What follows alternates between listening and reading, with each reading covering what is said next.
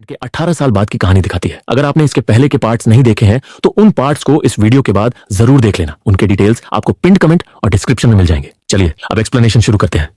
अनंत अंतरिक्ष का वो अथाह सागर जहां सितारों की चमक और ग्रहों की परिक्रमा एक रहस्यमय नृत्य सा लगता है, उसी सागर की गहराई में छिपा है एक ग्रह थेडस। बाहर से देखने में साधारण, लेकिन अपनी सतह के नीचे यह ग्रह खनिजों और कीमती धातुओं का भंडार समेटे हुए है। यही खजाना इंसानों को यहाँ तक खींच लाया है। पर थेडस में सिर्फ धातुएं ही नहीं और भी बहुत कुछ दफन है जो अंधेरे के पर्दे के पीछे अपनी कहानी कहने को बेचैन है। इसी वजह से पृथ्वी की वेलैंड युतानी कॉर्पोरेशन वहां खनन और रिफाइनरी का विशाल जाल बिछा चुकी थी। उन्हीं रिफाइनरी में से लौट रहा था कॉर्पोरेशन का कमर्शियल स्टारशिप नॉस्ट्रोमो।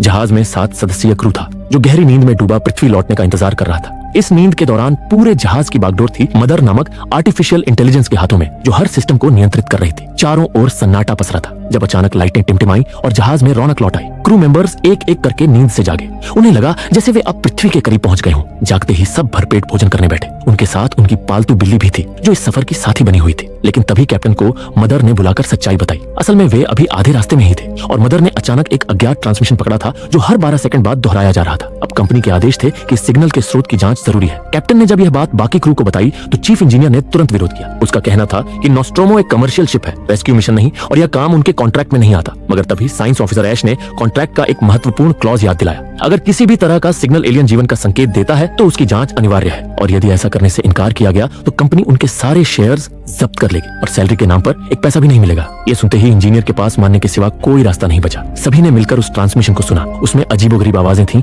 मानो कोई प्राणी मदद की गुहार लगा रहा हो। शिप के नेविगेटर ने बताया कि सिग्नल का स्रोत पास के एक छोटे से प्लैनेटॉइड से आ रहा है जो 12 किलोमीटर की दूरी पर था। उस ग्रह पर एक दिन की अवधि मात्र 2 घंटे थी। गुरुत्वाकर्षण लगभग पृथ्वी जैसा, यानी इंसान उसके सतह पर चल सकते थे। नॉस्ट्रोमो ने रिफाइनरी को अलग कर वहीं अंतरिक्ष में तैरता छोड़ दिया और खुद प्लैनेटॉइड की ओर बढ़ चला। लेकिन लैंडिंग के समय जहाज जोरदार झटकों से हिल गया और उसका बाहरी कवच बुरी तरह क्षतिग्रस्त हो गया। शॉर्ट सर्किट से जहाज के भीतर आग लग गई, लेकिन क्रू ने तुरंत काबू पा लिया। इंजीनियरों ने बताया कि 4 में से 3 सेल्स फेल हो चुके हैं और जहाज की मरम्मत में कम से कम 25 घंटे लगेंगे। इस बीच उन्हें वहां के माहौल से जूझना था जहां कार्बन डाइऑक्साइड ज्यादा थी, तापमान बेहद ठंडा और चारों ओर ज्वालामुखी सक्रिय थे। कैप्टन, सुपरवाइजर और नेविगेटर ये तीनों ट्रांसमिशन के स्रोत की तलाश में प्लैनेटॉइड की सतह पर निकल पड़े। कठोर चट्टानों के बीच भटकते हुए वे एक विशाल रिंगनुमा ढांचे तक पहुंचे जो अंदर से एक अंधेरी सुरंग जैसा था। घंटों चलने के बाद वे एक गोलाकार कक्ष में पहुंचे जहां बीचों बीच एक विशाल टेलीस्कोप खड़ा था और उसके पीछे सिंहासन जैसे आसन पर एक विशाल एलियन का कंकाल पड़ा था। उसकी छाती की हड्डियां बाहर की ओर फटी हुई थीं, जैसे किसी ने उसे भीतर से चीरा हो। स्पष्ट था कि वह एलियन बहुत पहले मर चुका था। तभी सुपरवाइजर ने कमरे के कोने में एक गड्ढा देखा और नीचे उतर गया। उधर जहाज पर रिप्ले उस ट्रांसमिशन को ध्यान से एनालाइज कर रही थी और उसने चौंकाने वाला सच खोज निकाला। वो कोई मदद की पुकार नहीं थी, बल्कि एक चेतावनी थी, इस ग्रह से दूर रहने की चेतावनी। लेकिन अब देर हो चुकी थी। सुपरवाइजर गड्ढे से उतरकर एक विशाल गुफा में पहुंचा जहां चारों ओर चमड़े जैसे खोल वाले अजीब अंडे रखे थे। जैसे ही वह पास पहुंचा उसका पैर फिसल गया और वह सीधे उन अंडों के करीब जा गिरा। एक अंडा उसके सामने धीरे धीरे खुला। अंदर झांकते ही उसने देखा कि कोई विचित्र जीव पल रहा है। वह उसे छूने ही वाला था कि अचानक वह परजीवी प्राणी बाहर कूदा और उसके चेहरे से चिपक गया। कुछ समय बाद दल घायल सुपरवाइजर को जहाज पर वापस ले आया। सैनिटाइजिंग प्रोसीजर के बाद कैप्टन ने रिप्ले को दरवाजा खोलने का आदेश दिया, मगर रिप्ले ने हिचकिचाते हुए पूछा आखिर उसे हुआ क्या है। कैप्टन घबराई हुई आवाज में बताता है कि सुपरवाइजर से कोई अजीब सा परजीवी चिपक गया है और उसे तुरंत ही स्पेसशिप के अस्पताल में ले जाना होगा। लेकिन जैसे ही रिप्ले को इस खतरे के बारे में पता चलता है वह दरवाजा खोलने से साफ इनकार कर देती है। उसका कहना था कि अगर ये दरवाजा खोला गया तो पूरा स्पेसशिप उस एलियन परजीवी से संक्रमित हो सकता है। वो सबको आदेश देती है कि सुपरवाइजर और बाकी क्रू को 24 घंटे तक वहीं क्वारंटाइन रहना होगा, उसके बाद ही दरवाजा खोला जाएगा। कैप्टन गुस्से से भर उठता है और रिप्ले को ताना मारते हुए कहता है कि 24 घंटे में सुपरवाइजर मर भी सकता है, इसलिए दरवाजा तुरंत खोला जाना चाहिए। लेकिन रिप्ले अपनी बात पर अड़ी रहती है और ऑर्डर मानने से मना कर देती है। तभी अचानक चुपचाप खड़ा साइंस ऑफिसर ऐश मैन्युअली दरवाजा खोल देता है और तीनों को अंदर आने देता है। ऑपरेशन थिएटर में ऐश जैसे ही सुपरवाइजर का हेलमेट काटता है सबके रोंगटे खड़े हो जाते हैं। वो भयावह परजीवी सुपरवाइजर के चेहरे से कसकर चिपका हुआ था। उसकी नाक और मुंह पूरी तरह से ढके हुए थे, लेकिन चौंकाने वाली बात यह थी कि सुपरवाइजर फिर भी सांस ले रहा था। ऐश ने उस जीव की एक उंगली हटाने की कोशिश की, लेकिन तुरंत ही परजीवी ने अपनी पूंछ से सुपरवाइजर का गला कस दिया। ये देख ऐश ने घबराकर अपना हाथ पीछे खींच लिया। फिर स्कैन करने पर पता चलता है कि उस जीव ने अपनी एक नली सुपरवाइजर के गले में घुसा दी है और उसी से ऑक्सीजन उसके शरीर तक पहुंचा रहा है। कैप्टन धीरे धीरे इस जीव की कार्य प्रणाली समझने लगता है। ये परजीवी अपने शिकार को बेहोश कर देता है, उसे कोमा में डाल देता है, लेकिन उसे जिंदा भी रखता है ताकि उसकी जान न जाए। कैप्टन तय करता है कि अब समय बर्बाद नहीं किया जा सकता और इस परजीवी को काटकर अलग करना होगा। लेकिन जैसे ही ऐश उसकी उंगली पर कट लगाता है वहां से जहरीले एसिड की धार फूट पड़ती है। वो एसिड फर्श को गलाता हुआ सीधे नीचे वाले डेक तक जा पहुंचता है। कैप्टन तुरंत नीचे की ओर दौड़ता है और बाकी क्रू भी उसके पीछे भागते हैं। वो एसिड लगातार नीचे वाले डेक को जलाता चला जाता है, लेकिन किस्मत से एक स्तर नीचे जाकर रुक जाता है। कैप्टन पेन से उस एसिड को जांचता है और सबको बताता है कि ये मॉलिक्यूलर एसिड है, यानी इस जीव की नसों में खून नहीं बल्कि खौलता हुआ एसिड बहता है, और अगर उन्होंने इसे काटने की कोशिश की तो सुपरवाइजर की मौत पक्की थी। उधर ऑपरेशन थिएटर में ऐश चुपके उस परजीवी के सैंपल पर रिसर्च कर रहा था कि तभी रिप्ले वहां पहुंच जाती है। ऐश अपनी रिसर्च छुपाने लगता है, लेकिन रिप्ले उसे फटकारते हुए कहती है कि वो उससे सीनियर है और उसने आदेश की अवहेलना करके स्पेसशिप के दरवाजे खोलकर सबकी जान खतरे में डाली है। ऐश ठंडे लहजे में कहता है कि बेहतर होगा वो अपने काम पर ध्यान दे और उसे उसका काम करने दे। ये सुनकर रिप्ले वहां से निकल जाती है। कुछ देर बाद ऐश अचानक कैप्टन और रिप्ले को मैसेज कर तुरंत ऑपरेशन थिएटर में बुलाता है। जब वे पहुंचते हैं तो ऐश उन्हें चौंकाते हुए बताता है कि परजीवी ने सुपरवाइजर का चेहरा छोड़ दिया है। तीनों सावधानी से कमरे में दाखिल होते हैं और देखते हैं कि सुपरवाइजर जिंदा है और सामान्य सांस ले रहा है। वे उस परजीवी को ढूंढने लगते हैं कि तभी वो अचानक ऊपर से गिरकर सीधे रिप्ले पर आ पड़ता है। ऐश अपनी टॉर्च से उसे छूकर देखता है। वो क्षण भर के लिए हरकत करता है, लेकिन फिर बेजान सा हो जाता है। ऐश कहता है कि ये अब मर चुका है और जो हरकत उन्होंने देखी वो सिर्फ मांसपेशियों का रिफ्लेक्स था। रिप्ले तुरंत आदेश देती है कि इस जीव को स्पेसशिप से बाहर फेंक दिया जाए, क्योंकि इसके खून जैसा एसिड अभी भी जहाज के लिए खतरा था। लेकिन ऐश इस जीव पर और रिसर्च करना चाहता था और कैप्टन से इजाजत मांगता है। कैप्टन उसे इजाजत दे देता है, जिस पर रिप्ले और कैप्टन के बीच बहस हो जाती है। आखिरकार कैप्टन कहता है कि अगर जहाज की मरम्मत पूरी हो गई है तो उन्हें तुरंत इस प्लैनेटॉइड को छोड़ देना चाहिए। कुछ ही देर में उनका स्पेसशिप वहां से उड़ान भर लेता है। कुछ घंटों बाद सुपरवाइजर होश में आता है। हैरानी की बात यह थी कि वो बिल्कुल तंदुरुस्त नजर आ रहा था और उसे इस परजीवी के बारे में कुछ भी याद नहीं था। सब लोग साथ बैठकर खाना खाने लगते हैं और सुपरवाइजर ऐसे खा रहा था मानो उसे कई दिनों से भूख लगी हो। वो तेजी से एक के बाद एक निवाला निगलता जाता है कि अचानक उसका गला रुक जाता है। सबको लगता है कि उसे दौरा पड़ गया है।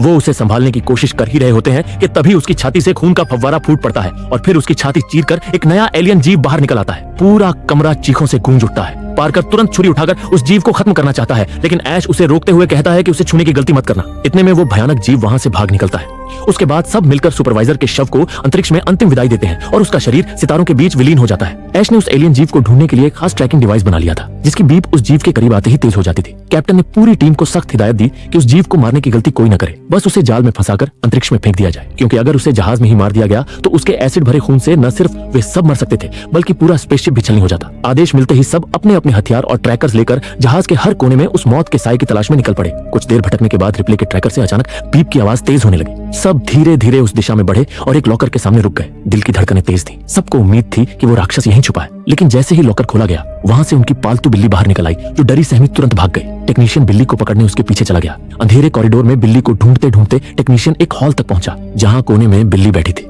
वो उसे अपने पास बुलाने ही वाला था कि अचानक उसके पीछे से एक सर्द सिहरन उसके पूरे शरीर में दौड़ गई। उसने धीरे से पीछे मुड़कर देखा और उसकी आंखें भय से फटी रह गईं। उसके ठीक पीछे वही एलियन जीव खड़ा था, वही जिसने सुपरवाइजर की छाती चीरकर जन्म लिया था और अब कुछ ही घंटों में विकराल आकार ले चुका था। टेक्नीशियन चीख भी नहीं पाता कि उस जीव ने अपनी लंबी डंक उसकी देह में घुसा दी और उसे ऊपर की ओर घसीटते हुए अंधेरे में गायब हो गया। उसकी अंतिम चीखें स्पेसशिप में गूंज उठी। उसकी चीख सुनकर पार्कर और रिप्ले वहां दौड़े चले आए, लेकिन अब तक बहुत देर हो चुकी थी। ऊपर से बहता खून इंजीनियर के कपड़ों पर टपक पड़ा। जीव जहाज के वेंटिलेशन डक्ट्स में छुप चुका था। कैप्टन ने इंजीनियर से फ्लेम थ्रोवर छीना और खुद डक्ट में घुस गया।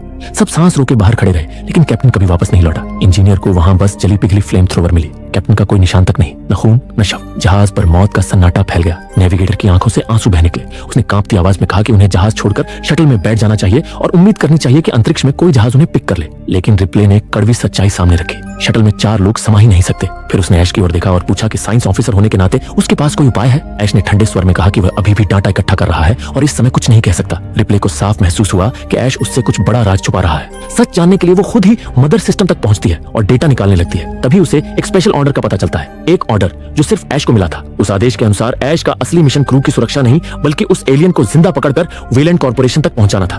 रिप्ले जब ऐश से इसका सामना करवाती है तो उसके चेहरे के भाव अचानक बदल जाते हैं। रिप्ले की आंखें चौड़ी रह जाती हैं जब वो देखती है कि ऐश के माथे से पसीने की बजाय सफेद तरल टपक रहा है। अगले ही पल ऐश अमानवीय ताकत से उस पर टूट पड़ता है। वो रिप्ले को कुचलकर खत्म ही करने वाला था कि तभी इंजीनियर और नेविगेटर वहां पहुंच जाते हैं। ऐश की ताकत के सामने तीनों बौने लग रहे थे। किसी तरह इंजीनियर ने पूरी ताकत से मेटल सिलेंडर उठाकर ऐश पर वार किया। वार इतना भारी था कि ऐश का सिर धड़ से अलग जा गिरा और तभी सारा सच सामने आया। ऐश इंसान नहीं बल्कि एक एंड्रॉइड था। उसके शरीर से खून की जगह सफेद दूध जैसा तरल बह रहा था। किसी तरह उन्होंने उसे निष्क्रिय कर दिया, लेकिन रिप्ले के पास अब भी सवाल थे। उसने इंजीनियर से कहा कि ऐश को इतना रिपेयर करो कि वो बोल सके। थोड़ी देर बाद ऐश का टूटा हुआ सिर और मशीनरी वापस चालू होती है और रिप्ले उससे सवाल करती है। ऐश सब खोल कर रख देता है। असल में जब उनका जहाज थेडस ग्रह से निकलने ही वाला था तभी कंपनी को उस प्लैनेटॉइड से अजीब ट्रांसमिशन मिल चुका था। उन्होंने उसे डिकोड किया और एलियन के अस्तित्व के बारे में पहले से जान गए। उनका असली मकसद उस जीव को हथियार बनाना था, इंसानियत की सुरक्षा नहीं। इसीलिए नॉस्ट्रोमो को जानबूझकर उसी रास्ते से भेजा गया जहां वो प्लैनेटॉइड आता था और उस मिशन का जिम्मा ऐश को सौंपा गया। क्रू की जान उनकी नजरों में किसी कीमत की नहीं थी। ये सुनकर रिप्ले का खून खौल उठता है, लेकिन खुद को संभालते हुए वो ऐश से पूछती है कि उस एलियन को कैसे मारा जा सकता है। ऐश ठंडी आवाज में कहता है, उसे मारा नहीं जा सकता, उसका पूरा अस्तित्व एक हथियार है, वो किसी भी माहौल में खुद को जिंदा रख सकता है।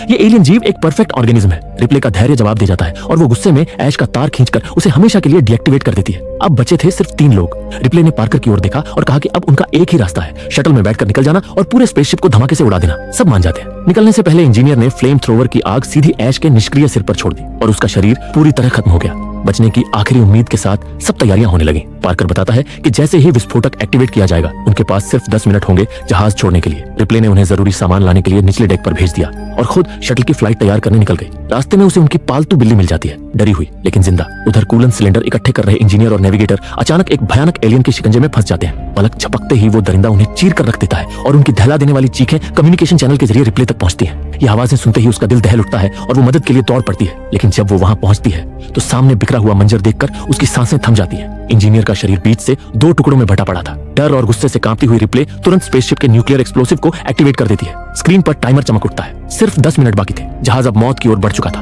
वो बेतहाशा भागते हुए सबसे निचले डेक तक पहुंचती है, जहां से उसे दर्द भरी हल्की आवाज सुनाई देती है और वहां नजर आता है कैप्टन, भारी चिपचिपे पदार्थ से दीवार पर चिपका हुआ, दर्द से तड़प रहा था। ये साफ था कि एलियन ने उन्हें ब्रीडिंग के लिए जिंदा रखा था। कैप्टन मौत की भीख मांग रहा था। रिप्ले का दिल टूट रहा था, लेकिन उसने अपने जज्बातों पर काबू पाते हुए दोनों को आग के हवाले कर दिया ताकि उनका कष्ट यहीं खत्म हो जाए। टाइमर अब और तेजी से घट रहा था। सिर्फ 5 मिनट बाकी थे। बिल्ली को बाहों में उठाए रिप्ले पूरी ताकत से शटल की ओर भागती है। जब वो अंदर पहुंचती है तब महज 1 मिनट बचा था और जैसे ही 15 सेकंड शेष रहते हैं शटल स्पेसशिप से अलग हो जाता है। अगले ही पल महाविनाशकारी धमाके के साथ पूरा जहाज न्यूक्लियर आग में तब्दील हो जाता है। वो खिड़की से नजारा देखती है और थककर अपनी सीट पर गिर जाती है, लेकिन डर का साया अभी भी खत्म नहीं हुआ था। जब वो स्लीपिंग चैम्बर में जाने की तैयारी कर रही होती है तभी उसे एहसास होता है कि वो अकेली नहीं है। अंधेरे कोने से वही एलियन बाहर निकल आता है जो पहले ही शटल में छिपा बैठा था। रिप्ले जल्दी से चुपचाप अपना स्पेस सूट पहन लेती है। वो उस पर झपटने ही वाला होता है कि रिप्ले तुरंत शटल का दरवाजा खोल देती है। एलियन बाहर की ओर खिंच जाता है, लेकिन अपने पंजों से फ्रेम पकड़कर खुद को रोक लेता है। वो इंजन के रास्ते दोबारा घुसने की कोशिश करता है। उसी पल रिप्ले इंजन चालू कर देती है। तेज आग की लपटें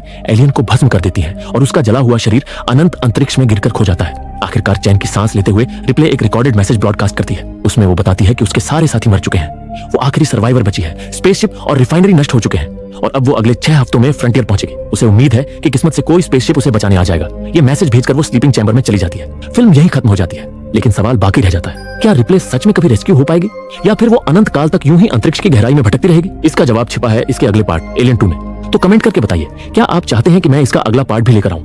अगर आपको ये वीडियो पसंद आई हो तो लाइक करना ना भूलें और ऐसे ही सिनेमैटिक एक्सप्लेनेशंस देखने के लिए मूवीवर्स हिंदी को सब्सक्राइब करें। मिलते हैं अगली वीडियो में, तब तक के लिए